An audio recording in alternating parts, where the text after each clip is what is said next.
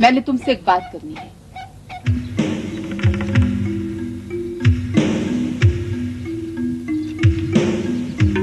Gas ने बड़ी देर कर दी, तुम जाओ और देखो तो सही बात क्या है। मेरा ख्याल है आज उससे बात नहीं की जाए तो बेहतर होगा। मेरा ख्याल है कि आज उसे हमारे साथ जाना ही नहीं चाहिए। ये कोई इतनी आसान बात नहीं है मासल। इन हालात में कोई फैसला करना बहुत मुश्किल है। मेरा ख्याल है कि वो भी यही सोच रहा होगा। अगर उसने अपना इरादा बदल लिया है तो आप हमें साफ साफ बता दें। ऐसा नहीं हो सकता दानियाल, वो नासमझ नहीं, इतना जरूर जानता होगा कि अगर उसने हमारे साथ किए हुए वादे की पाबंदी ना की तो नताइज क्या होंगे। मुझे पता है कि इस किस्म के कामों में थोड़ी बहुत ताखीर हो जाती है, लेकिन मैं भी ज्यादा इंतजार करने के हक में नहीं।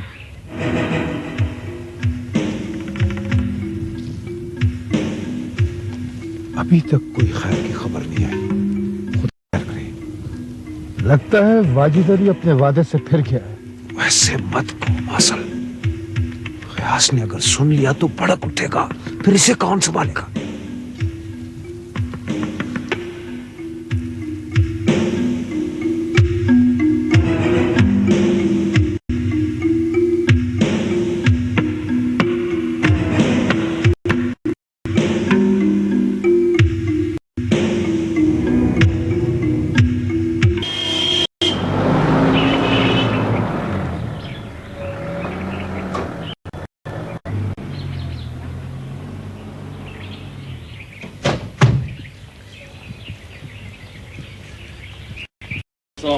वालेकुम अस्सलाम।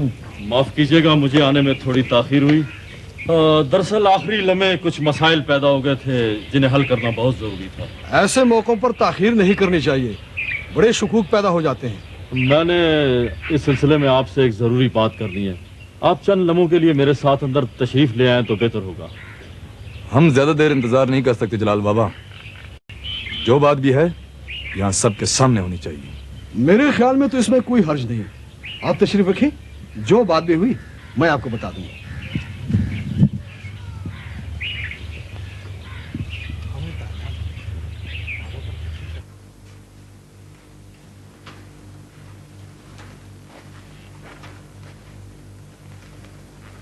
आप आराम करें, वो लोग जो ही आए आपको इत्तला कर दी जाएगी।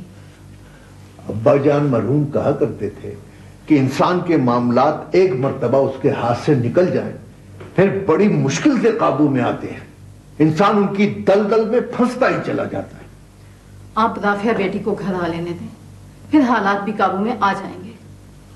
अल्लाह करेगा वो तो आ ही जाएगी, लेकिन मुझे लगता है कि सुकून इस घर से रुखसत हो चुका है। जरा तुम ही सोचो, 1 करोड़ रुपया भिजवाया जा चुका है। इतनी रकम राफिया के आने के बाद और भिजवानी होगी। आखिर ये सब मैं कहां से लाऊंगा?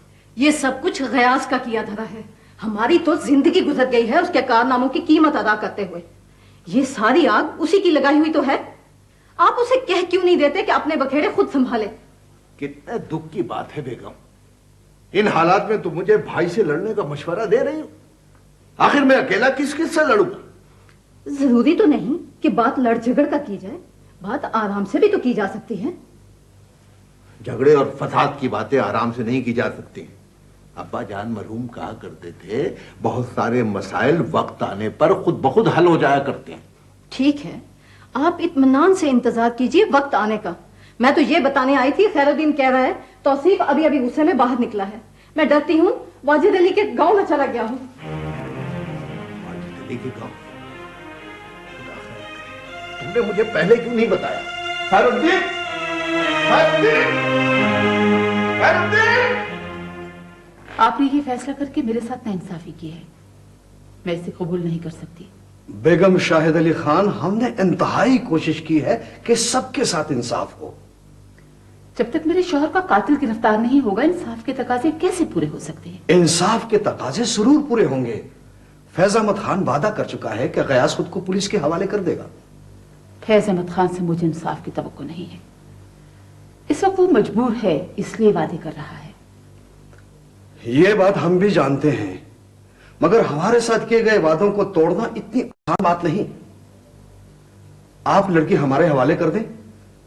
फैज अहमद खान ने जो वादा किया है उसे पूरा कराना हमारा काम है।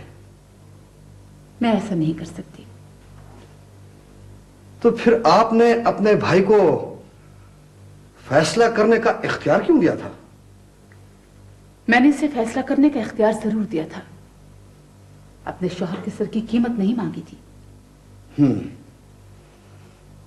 ठीक है वाजिद अली खान, इस वादा खिलाफी की सजा अब तुम्हें भुगतना होगी।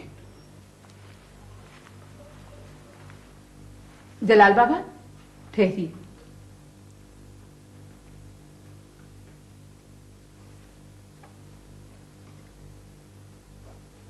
मैं लड़की आपके हवाले कर दूंगी, मगर एक अमानत के तौर पर। अगर मेरे मुजरिम ने खुद को पुलिस के हवाले न किया तो वो अमानत आपने मुझे लौटाना होगी।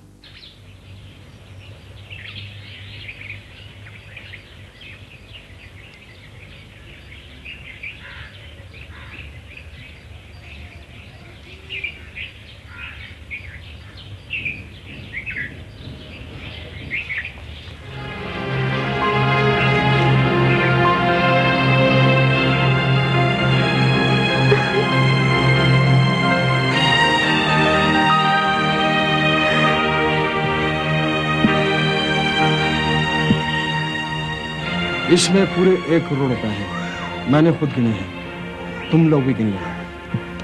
मुझे आप पर एतमाद है। जलाल बाबा, मैं आपको यही बताना चाहती हूँ कि राफिया की मैंने अपनी बेटियों की तरह हिफाजत की है। इलाके की रिवायात का यही तकादा था बेगम शाहिद अली खान। रिवायात ही की रोशनी में मुआहिदे की बाकी शराइत पर भी बर वक्त अमल होना चाहिए। मैं गयास की गिरफ्तारी की मुंतज़िर रहूंगी। आज अगर ऐसा न हुआ तो बहुत बुरा होगा।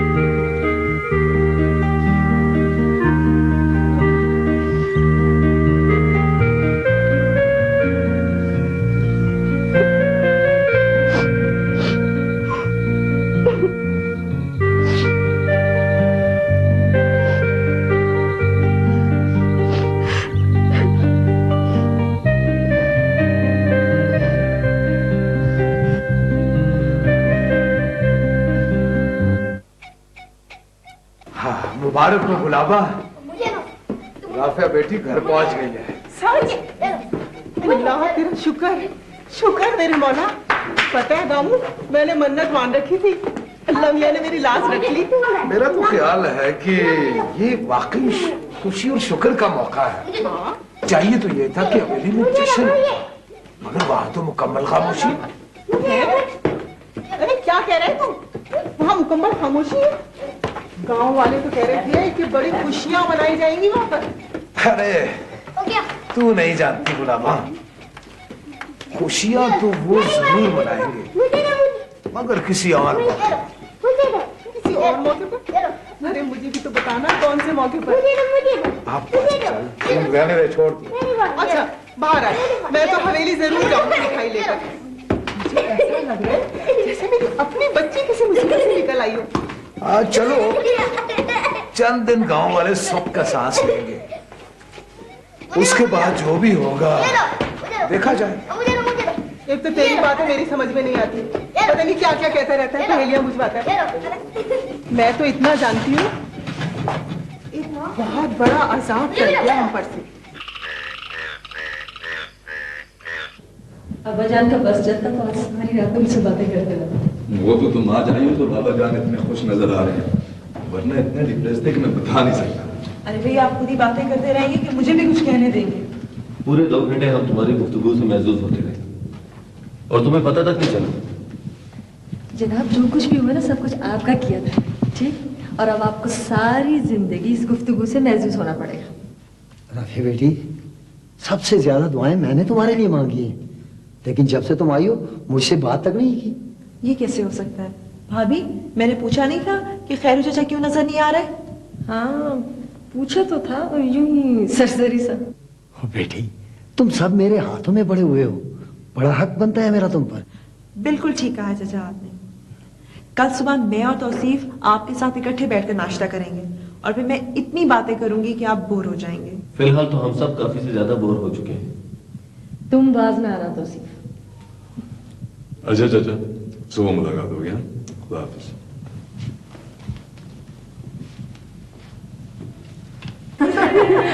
आप लोग को कितनी खुशियां क्यों ना मना ले, मैं तो राफिया से नाराज हूँ। क्या मजाल, जो बात कर रहे हो इससे? भाई, नाराजगी की कोई वजह तो होगी ना। अरे भाभी, वजह के बगैर भी कोई नाराज होता है क्या? अच्छा, बता भी चुको। कमाल है भाभी, आपको नहीं पता। ये बात तो सारी जिंदगी मुझे नहीं भूलेगी। उस रात ये मेरी मेहमान थी, हम दोनों एक ही कमरे में सोए, लेकिन सुबह जब मैं सोकर उठी तो साहबजादी जा चुकी थी। और उसके बाद जो कुछ मुझे भुगतना पड़ा वो तो मैं इसके कान खींच खींच कर इसको बताऊंगी। ठीक है, हमें इसकी थोड़ी सी अवगत कर लेने दो, फिर जो जी चाहे तुम कर लेना। अस्सलाम वालेकुम। क्या हाल है खाला? बाजी, मेरी प्यारी बाजी। क्या हाल है नाज़ा? बिल्कुल ठीक हूँ, खुदा का लाख लाख शुक्र है। आप वापस आ गई हैं बाजी। मैं बताऊं, मेरा तो किसी काम में दिल ही नहीं लगता था, अब तो इस गांव की जैसे रौनकें लौट आई हैं। हाँ बेटी, अल्लाह ने बड़ा करम किया, तुम जिंदा सलामत वापस आ गई। बहुत बहुत मुबारक हो तुम्हें बेटी। शुक्रिया खाला। आपको भी मुबारक हो जी। तुम्हें भी मुबारक हो गुलाबा, ये सब तुम्हारी दुआओं का नतीजा है। हाँ जी, मुझे तो ऐसे लगता है जैसे ये खुशी अल्लाह ने मुझे ही दी हो। क्यों नहीं, राफिया तुम्हारी भी तो बेटी है। मेरी अपनी बच्ची है ये। कैसी हो बेटी तुम? खाला, मैं बिल्कुल ठीक हूँ। आप खड़ी क्यों हैं? बैठे ना और बताएं मुझे गामू मामा कैसे हैं? अरे गामू तो बिल्कुल ठीक है, मेरे साथ ही आया है। मेरे ख्याल है बड़े खान के साथ खैरात बांटने में लग गया। आंटी, आज ये फर्जादावज है तो कल इंशाल्लाह बहुत बड़ा जश्न मनाएंगे। क्यों नहीं, जश्न का वक्त भी इंशाल्लाह आ ही जाएगा। हाँ, खुदा ने इतनी बड़ी खुशी दी है तो जश्न तो इतना बड़ा जरूर होगा, मगर फिलहाल कुछ मसाइल हैं, उनके हल किए बगैर जश्न का मजा नहीं आएगा। बाजी, मसले मसाइल तो लगे रहते हैं, यही तो खुशी का मौका है। देर हो गई तो फिर मजा नहीं आएगा। हाँ, अब न सही 2-4 दिन बाद सही, ऐसा है कि राफिया बेटी के ज़हन से बोझ भी उतर जाएगा। नहीं खाला, मेरे ज़हन पर कोई बोझ नहीं है। आलिया बेगम हमारी दुश्मन जरूर है, मगर उसने मेरे साथ अपनी बेटियों जैसे सलूक किया। ये बात तो सारा गांव जानता है, भला इसमें किसको शक हो सकता है बेटी? सर, ये जो प्रॉपर्टी हम खरीद रहे हैं इससे मुल्हिका वादियां भी फैज अहमद खान की मलकियत हैं, लेकिन हमारे सर्वे के मुताबिक ये वादी, जिसमें एक गांव भी है, हाउसिंग स्कीम के लिए बहुत मुनासिब है। मेन रोड से ये वादी कितनी दूर है? चंद मील का फासला है सर, और गांव तक पुख्ता साइड रोड भी जाती है। गुड। इस एरिया में जंगलात की क्या पोजीशन है? सर, वादी की अपनी पहाड़ियों पर भी खासे दरख्त हैं और उनके पीछे दूर तक घने जंगलात फैले हुए हैं सर। और आइंदा चलकर सर यहाँ सामिज लगाने की गुंजाइश भी मौजूद है। तुम्हें मालूम है कि फैज अहमद खान हमसे पहले ही अच्छी खासी रकम ले चुका है, इसलिए एक एतबार से इस डील में हमें बर्तरी हासिल है, लिहाजा सबसे अच्छी जायदाद का इंतखाब करो। हमने मुकम्मल जायजा लिया है सर, हमारे नुक्ता नजर से ये वादी एक बेहतरीन इंतखाब होगी। बहरहाल अच्छी तरह चांद पटक कर लो तमाम पहलुओं की। फैज खानदान की जायदाद अक्सर दुश्मनी की वजह से मुतनाज़ा रहती है। जी हाँ, ये वादी दरअसल शाहिद अली खान से खरीदी गई थी, अब कई सालों से ये फैज अहमद खान के पास है, और सुना है सर कि इसकी पूरी कीमत खरीद भी अदा नहीं की गई। अगर कोई ऐसी बात है तो इस तदसरी से फैज अहमद खान को खुद निपटना होगा।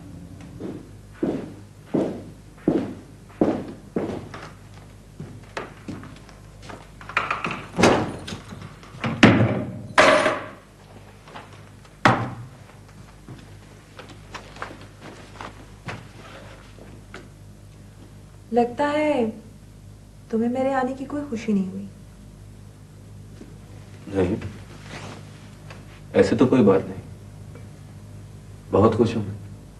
जाहिर है, अगर तुम खुश ना होते तो फिर इस तस्वीर को दोबारा फ्रेम क्यों करवाते? और इसके लिए तुम एक बहुत ही कीमती शुक्रिया के मुस्तहिक हो। चलो, शुक्र है तुमने कुछ तो मांगा। हाँ, दरअसल इस तस्वीर को शायद टूटना ही नहीं चाहिए था। देखो राफिया, बास चीजें इंसान को अपनी जिंदगी से भी ज्यादा अजीज होती हैं।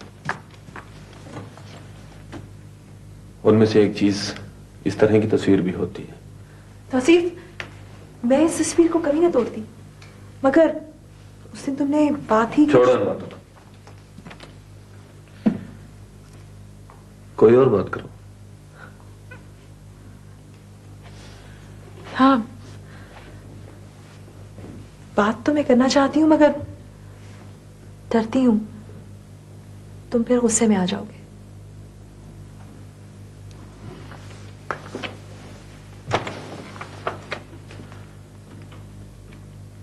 नहीं,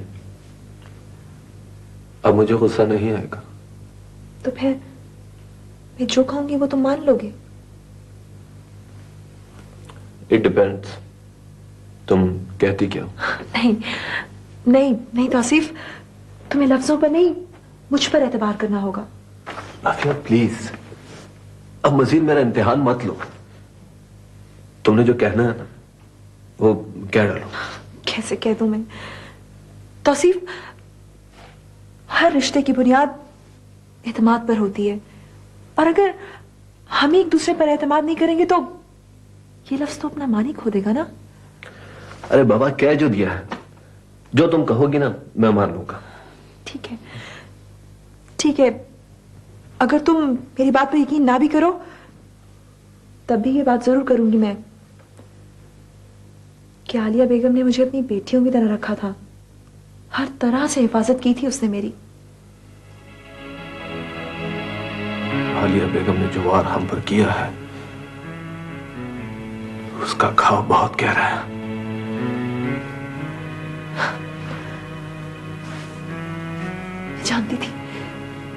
मैं जानती थी तौसीफ कि तुम मेरी बात पर यकीन नहीं करोगे। अगर मैं तुम्हारी बात को यकीन कर भी लूं तो इससे क्या फर्क पड़ेगा? आखिर मैं किस किस को तुम्हारा ये सच बताता फिरूंगा?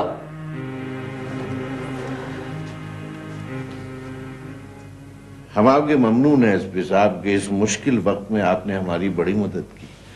यह हमारा फर्ज है फैज अहमद खान साहब। खुदा का शुक्र है कि डॉक्टर राफिया जिंदा सलामत घर लौट आई हैं। अरे साहब, इस जमाने में फर्ज का एहसास बड़ी शय।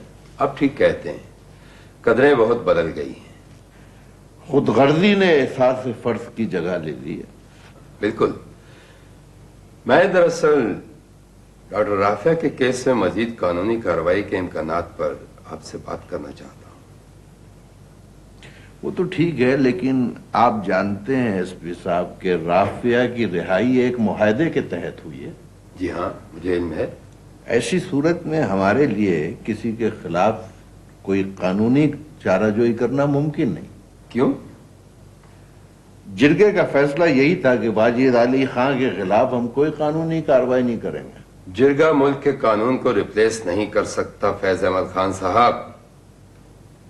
वो तो आपकी बात सही है, लेकिन इलाके की रवायत के मुताबिक हम इसके खिलाफ नहीं जा सकते।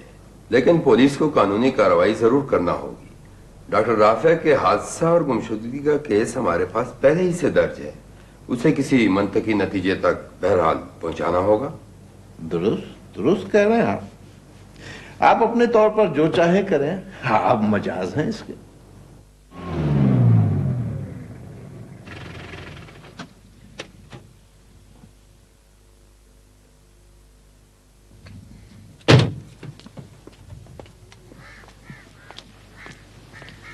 अस्सलामुअलैकुम बेगम साहब, वाजा खान तो शहर गया हुआ जी। शहर गए? कब? वो तो सुबह सवेरे ही चले गए थे जी। शहर में कहाँ गया, कुछ पता है तुम्हें? नहीं बेगम साहबा, कुछ बता कर नहीं गया इस दफा। मुझे पता है, पैसा जेब में हो तो वो यूं ही क्या करता है। वो आए तो मैं बता दूंगा कि आप आई थी जी। और ये भी कि मुझसे फौरन मिले।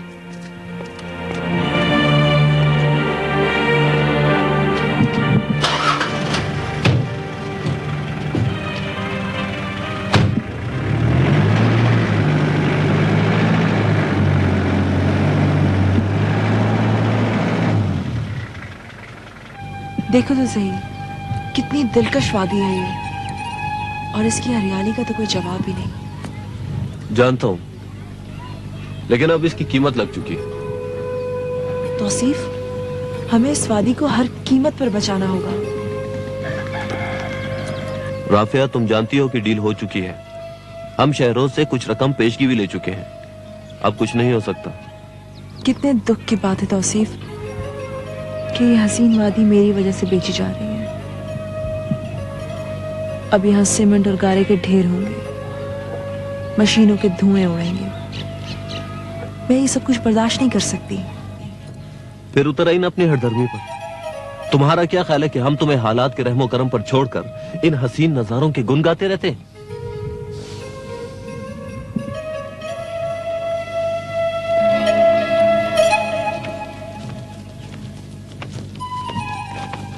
अस्सलाम वालेकुम। कैसी हो राफिया बेटी? ठीक है। अरे तौसीफ बेटा, बड़े दिनों के बाद चक्कर लगाया। क्या करूंगा मामा, काम काज से फुर्सत ही नहीं मिलती। ये इसरार है, बड़ा मेहनती लड़का है। आजकल फारिश वालों के लिए दरख्त लगाता है। कहो कैसे हो? अपने काम से खुश तो हो? बहुत खुश हूँ जी। दरख्त लगाना तो मुझे बहुत अच्छा लगता है जी। अब तक इस इलाके में बेशुमार दरख्त लगा चुका हूँ जी मैं। ये तो बहुत अच्छी बात है, मगर तुम ये दरख्त क्यों लगाते हो? बीबी जी, जब मैं छोटा सा था तो ये सारे पहाड़ दरख्तों से भरे होते थे। अभी नहीं, वो खाली देखकर मुझे बड़ा दुख होता है जी। राफिया बेटी, इसे भी तुम्हारी तरह इन पहाड़ों के साथ बड़ा प्यार है। अपनी मिट्टी किसे प्यारी नहीं होती जी। और फिर यहाँ तो हमारे बड़ों की हड्डियां दफन है।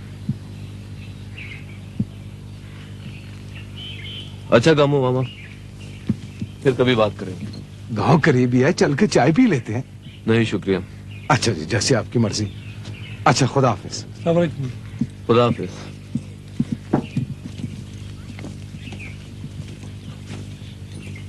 लगता है लोग इतनी आसानी से गांव को बिकने नहीं देंगे। इस जागीर के मालिक हम हैं, ये नहीं। जब हमारा जी चाहेगा हम इसे बेच डालेंगे। और ये कौन होते हैं हमारे रास्ते में आने वाले?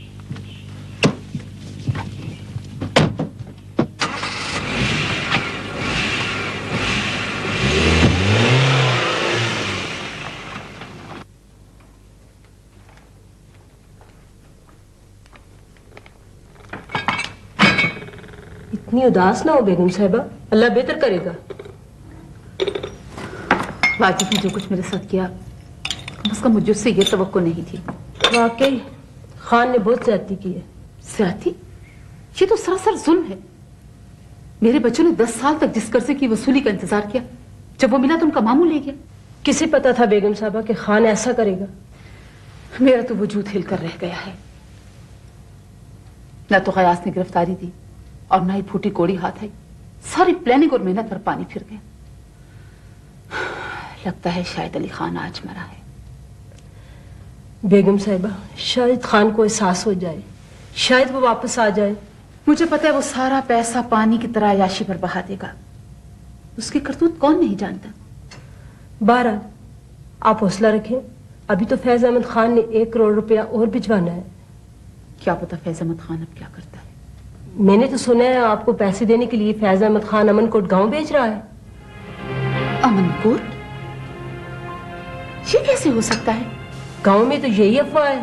कहते हैं शरोज खान ने 2 करोड़ में पूरी वादी का सौदा किया है। मगर ये कैसे मुमकिन है?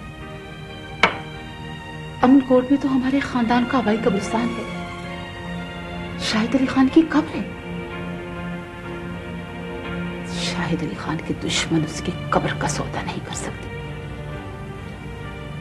कम से कम मेरे होते हुए नहीं। फैज अहमद खान, मैं ये पूछने आया हूं कि गयास कब तक खुद को हवाले पुलिस करेगा? मैंने उसे मुआहदे की शराइत से आगाह कर दिया है। हम मुआहदे पर अमल दरामद के बारे में बहुत मुतफक्किर हैं। शाहिद अली खान की फैमिली भी दबाव डाल रही है। मुझे खुद इस बात का एहसास है, मगर हमारे साथ जो कुछ हुआ है उसके बारे में आप लोग क्या कर रहे हैं? जिरगे का पैगाम यह है कि आइंदा 10 दिनों के अंदर गयास खुद को हवाले पुलिस करेगा। यही मुआहदा हुआ था। मजीद मामलात के बारे में मैं कुछ नहीं कह सकता। ठीक है, मैं ये बात गयास से डिस्कस करूंगा, मगर हमारी इज्जत पर जो हमला हुआ है उसे आप नजरअंदाज नहीं कर सकते। हमने एक मुश्किल सूरत हाल में इंतहाई जिम्मेदारी के साथ आपकी मदद की है। आपको अब इन शराइत पर अमल करना होगा और बाकी 1 करोड़ रुपया भी उन्हें 10 दिनों के अंदर देना होगा। हम जायदाद फरोख्त कर रहे हैं, रकम का बंदोबस्त हो रहा है। गयास को भी इत्तला कर दो कि अगर उसने मुआहदे पर अमल ना किया तो तुम लोगों को गांव से बेदखल भी किया जा सकता है। मैं सूरत हाल की निजाकत को समझता हूं, मगर आप लोग भी इंसाफ के तकाजों को मद्देनजर रखें। अच्छा किया जोरा तुम आ गई, मेरा तो यहाँ दिल ही टूट रहा था। राफी, इतने बड़े शौक से गुजरी हो तुम, कुछ दिन तो लगेंगे ना एडजस्ट होने में। अजीब बात है, वही घर है, वही लोग हैं, मगर लगता है जैसे सब कुछ बदल गया। राफी, सब कुछ ठीक हो जाएगा, लेकिन इसके लिए तुम्हें थोड़ी सी एफर्ट्स करनी पड़ेंगी। इससे तो बेहतर था आलिया बेगम मुझे कत्ल करवा देती है। कितना बड़ा जुल्म किया है इसने। एक औरत होकर भी से तुमको रहम नहीं आया राफी? इंतकाम की आग ने अंधा कर दिया था उसे। मैं तुम्हारे दुख को समझती हूँ राफी। जोरा, मैं तो तौसीफ को भी अपनी बेगुनाही का यकीन नहीं दिला सकती। किसी और को क्या कहूँ? मत परवाह करो लोगों की इतनी। कैसे ना करूं परवाह? मैं तो अपने खानदान के माथे का दाग बन गई हूँ। प्लीज अपने आप को संभालो। हम सब तुम्हें पहले से ज्यादा चाहते हैं। नहीं, अब मुझे कोई नहीं चाहता। ये फासले इतने बढ़ गए हैं कि अब इन्हें समेटा नहीं जा सकता।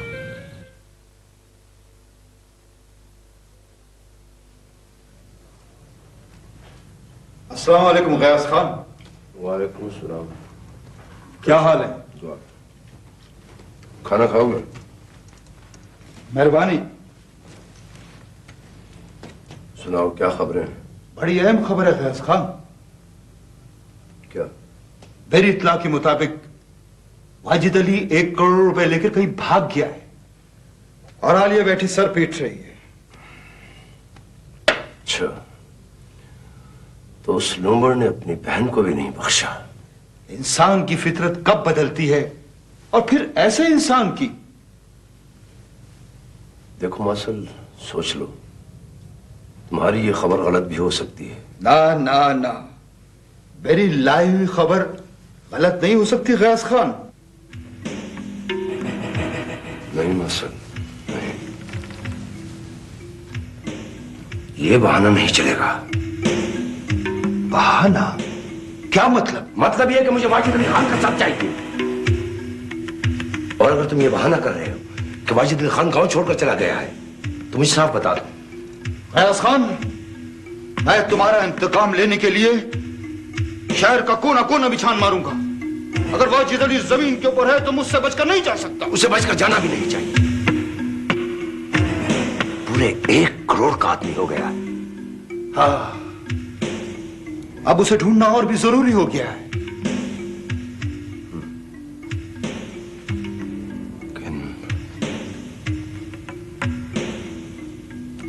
तुम यूं करो मासल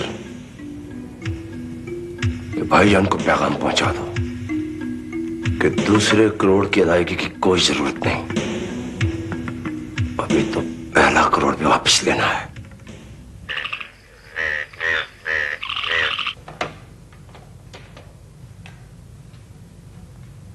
हाँ, खैरुद्दीन, बड़े खान बाहर तो नहीं गए? जी, अभी अभी उन्होंने मेहमानों को रुखसत किया है। ऊपर ही गए हैं, गाड़ी में कहीं होंगे जी। अच्छा ठीक है, मैं खुद ही देख लेती हूँ।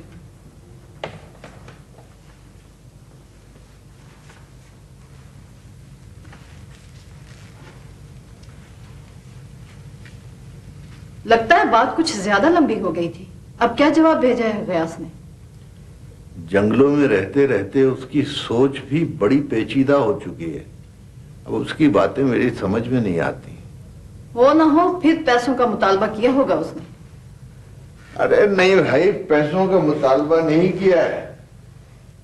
गयास ने तो ये जवाब भेजा है कि वाजिद अली खान को बकाया रकम देने की जरूरत नहीं है, बल्कि जो कुछ वो ले जा चुका है वो भी उसे वापस करना होगा। खुदा जाने गयास चाहता क्या है। लगता है वो इस घर को वीरान करके छोड़ेगा। इस घर की तुम्हें क्यों फिक्र लग गई है? वो जो कुछ भी कर रहा है इस घर को बचाने के लिए ही कर रहा है। वो जो कुछ भी करना चाहता है खुद करे ना। हमारा सुकून उसने क्यों गारत कर रखा है? अब्बा जान मरहूम कहा करते थे, जिस सुकून से इंसान की आन पर हर्फ आता हो उससे बेसुकूनी बेहतर है। अब्बा की रह ही क्या गया है।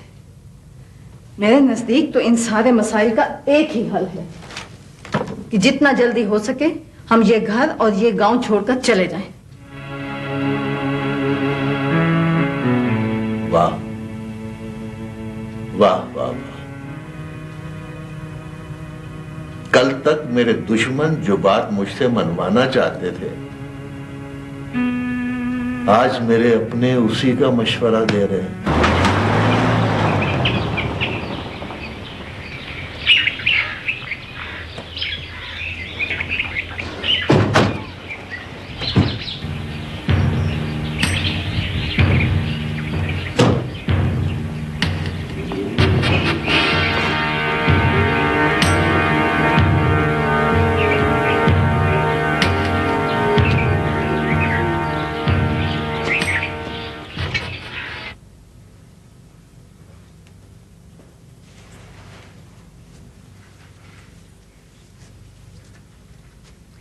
मेरा नाम आलिया बेगम है।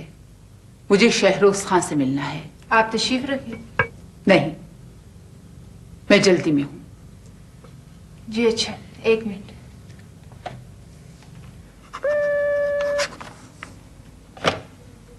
यस सर, एक खातून आलिया बेगम आपसे मिलना चाहती हैं। आलिया बेगम? ठीक है, भिजवा दो। Okay sir. आइए तशरीफ रखिए।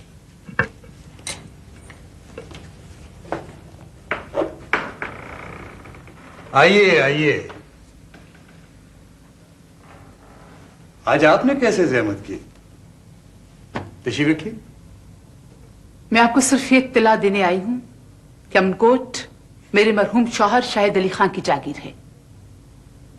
इसे ना तो कोई बेच सकता है और ना ही कोई खरीद सकता है।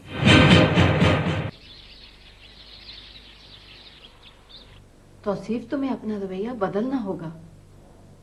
अम्मी जान, आप भी मुझे ही ब्लेम कर रही हैं। मैं तुम्हारे रवैये की बात कर रही हूँ। राफिया के साथ तुम्हें इतनी सख्ती नहीं करनी चाहिए। अम्मी जान, आप नहीं जानती हैं, वो खुद मुझे ऐसा करने पर मजबूर करती है। जानबूझकर इश्तियाल दिलाती है मुझे।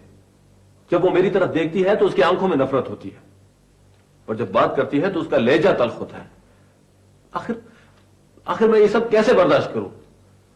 नहीं बेटा नहीं, राफिया बड़ी समझदार लड़की है, लेकिन बदकिस्मती से वो एक ऐसे हादसे का शिकार हो चुकी है जिसके सदमे से निकलने के लिए उसे कुछ वक्त चाहिए।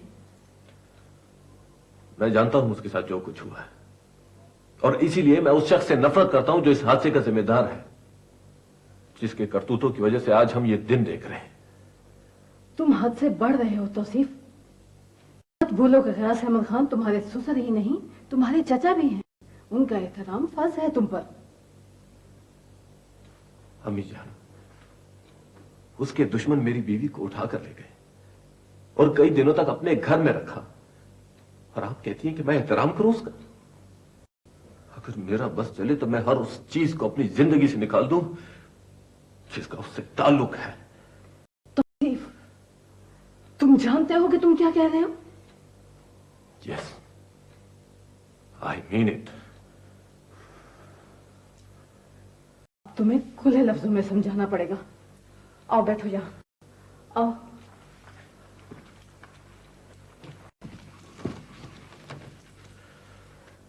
देखो बेटा, राफिया का इस घर में रहना बहुत जरूरी है।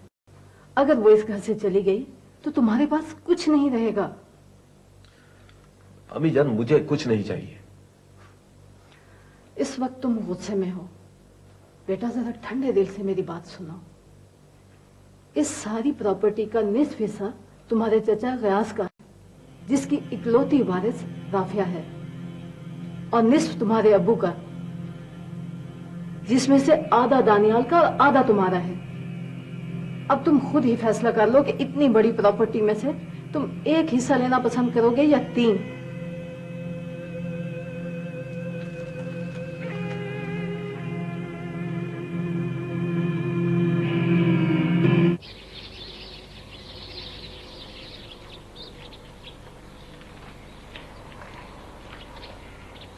बेगम साहबा ने बड़ी देर कर दी है। लगता है तुझे कुछ ज्यादा ही जल्दी है। आज तो खुश हो जाए यार, इतने दिनों बाद शहर जा रहे हैं। और यार, तुम्हें पहले भी समझाया था कि सफर पर जाते वक्त ज्यादा खुश नहीं हुआ करते।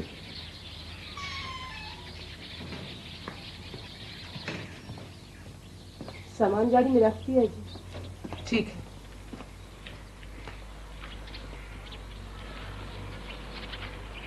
मैंने आलिया बेगम से सब कुछ कह दिया है। अब आपने गयास को हर हाल में गिरफ्तार करवाना होगा, वरना हमारे मुजरिम आप होंगे। देखें जलाल बाबा, ये जिम्मेदारी मैंने ली थी और हर तरह से गयास को इस बात पर रजामंद करने की कोशिश भी की, मगर अब वो नहीं मानता तो मैं क्या कर सकता हूं। अब्बाजान मरहूम कहा करते थे कि इंतहाई कोशिशों के बावजूद जब कोई काम ना हो सके तो ये समझ लो इसमें अल्लाह ताला की मर्जी शामिल नहीं। फैज अहमद खान, आपने हमें अंधेरे में रखकर अच्छा नहीं किया। पहले तो आप ये बताते रहे जैसे गयास आपकी हर बात मानता हो, लेकिन आज आप खुद को बेबस बता रहे हैं। ऐसी बात नहीं है, वो रकम वाली बात मेरे बस में है, उसे मैं पूरा करने को तैयार हूं। फैज अहमद खान, मैं नहीं चाहता कि कोई बदमजगी पैदा हो, इसलिए मैं अपनी तरफ से आपको 7 दिन की मोहलत देता हूं कि आप 7 दिन तो क्या 7 साल की मोहलत भी दें तो फजूल है जलाल बाबा। इसलिए कि जो काम मैं आज नहीं कर सकता वो कल भी नहीं कर सकूंगा।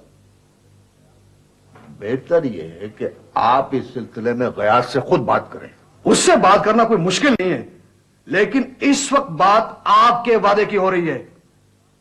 बहरहाल मैं अपने साथियों के मशवरे के बाद ही कोई फैसला करूंगा, लेकिन आप खुद को इस मामले से अलग ना समझें।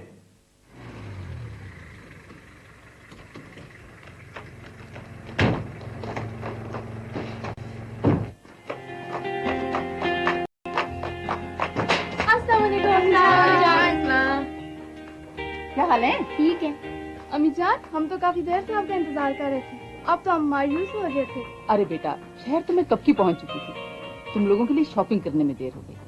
आलिया, अस्सलाम वालेकुम।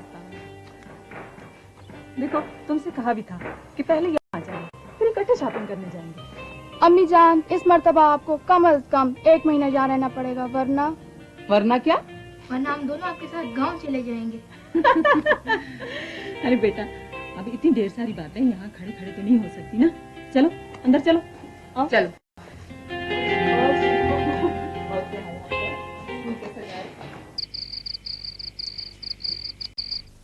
न जाने आपकी बहनें मुझे कबूल करेंगी या नहीं। क्यों नहीं करेंगी? जब मैंने कबूल किया है तो उन्हें भी कबूल करना पड़ेगा। अगर वो ना करे तो फिर हम कौन सा मोहताज हैं उनके? वो अपने घर में खुश, हम अपने घर में खुश।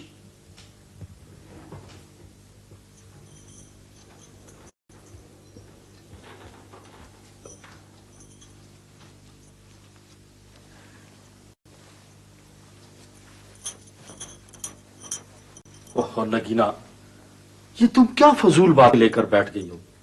मैंने तुमसे शादी की है और अपनी मर्जी से की है। अगर किसी को नापसंद हो तो हमें क्या। देखो नगीना, तुम खामखा उदास हो रही हो। मेरी बहनें ऐसी नहीं हैं। तो फिर आप कब गांव लेके जाएंगे मुझे?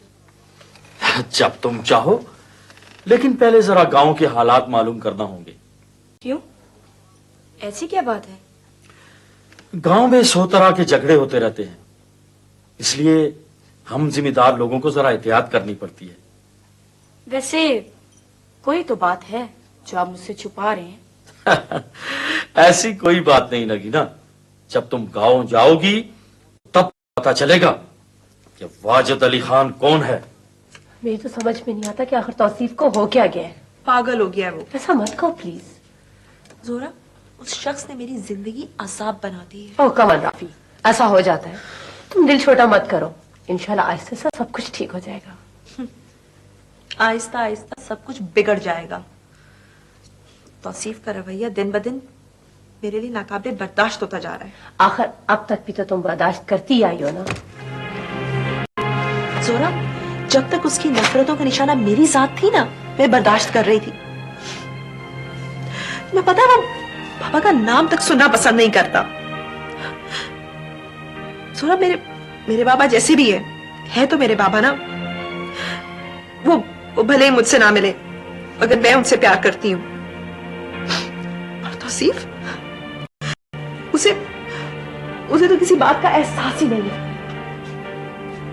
मगर मैं उसे एहसास दिला कर रहूंगी। मैं गामू मामा के पास जाऊंगी, उनसे सब कुछ कह दूंगी कि वो बाबा को बता दे कि जिस घर की शान शौकत के वो रखवाले बने बैठे हैं, वही लोगों ने कातिल और दगाबाज समझते हैं। जी क्या कह रही हो राफिया तुम? मैं ठीक कह रही हूँ, मैं ऐसा ही करूंगी। बाबा समझते हैं कि मैं बहुत खुश हूं, मगर मैं उन्हें बता दूंगी कि मैं किस तरह सिसक सिसक के जी रही हूँ। नहीं राफिया, तुम्हारे बाबा पहले ही दुखी हैं। तुम उन्हें ये बातें बता के मजीद परेशान कर दोगी। इसके सिवा मेरे पास कोई चारा नहीं है। पछताओगी तो? कोई बात नहीं राफी, झगड़ा तुम्हारा और तौसीफ का है, लेकिन तुम्हारी इस हरकत से नुकसान सबको पहुंचेगा। तुम क्यों नहीं सोचती कि उस घर में तौसीफ के अलावा भी लोग रहते हैं? फैज अंकल कितना चाहते हैं तुम्हें, बाप बनकर पाला है उन्होंने तुम्हें। आंटी को तुम मम्मी कहती हो, तो क्या सिर्फ एक तौसीफ की वजह से वो सारे रिश्ते खत्म करोगी तुम? कितना दुख पहुंचेगा उन्हें तुम्हारी इस बात से।